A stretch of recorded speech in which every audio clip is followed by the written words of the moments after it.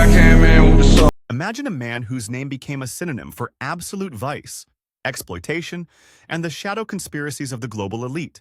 Usually, figures like this evoke nothing but cold horror. Yet in our era of digital madness, Jeffrey Epstein has transformed into something else. A pop culture icon and the star of high-energy TikTok edits. While the courts were exposing the grim details of his horrific crimes, internet algorithms were busy rebranding him as a symbol of forbidden knowledge, shrouded in an aesthetic of wealth and impunity. Why did our society choose to romanticize a serial predator, turning his biography into cool content? But how did he get to this point? Let's rewind. Jeffrey Epstein wasn't born with the keys to private islands. He started as the ordinary son of a groundskeeper in Brooklyn. His childhood was fueled by ambitions that clearly didn't match his humble beginnings.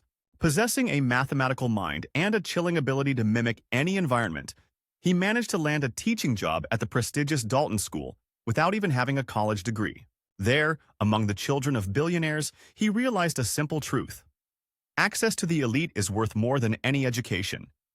This deep-seated sense of social inferiority became the fuel for his future empire, built entirely on lies and manipulation. The turning point came when Epstein decided that playing by the rules was for the weak. A meeting with Bear Stearns chairman Alan Greenberg opened the doors to high finance. But Jeffrey quickly realized that money alone doesn't grant absolute power.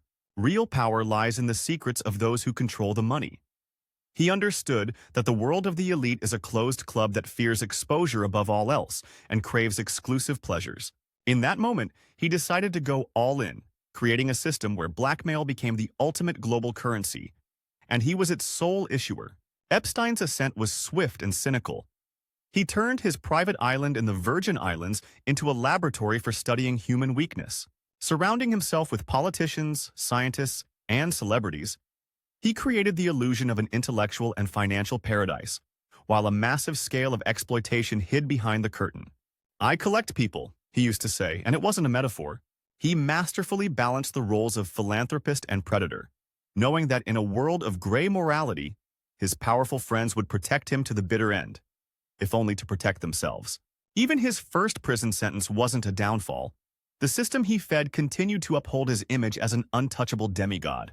Epstein's end in a prison cell in 2019 raised more questions than answers, transforming him from a criminal into a martyr for conspiracy theorists. His death became the perfect fuel for internet culture, where the phrase "Epstein didn't kill himself" evolved into an ironic meme, and later, a foundation for the dangerous aestheticization of evil. Today's social media users don't see a monster.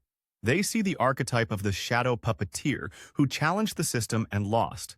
We create edits to trendy music featuring a man who destroyed hundreds of lives because, in a world where everything is transparent, we crave mystery, even if that mystery reeks of sulfur.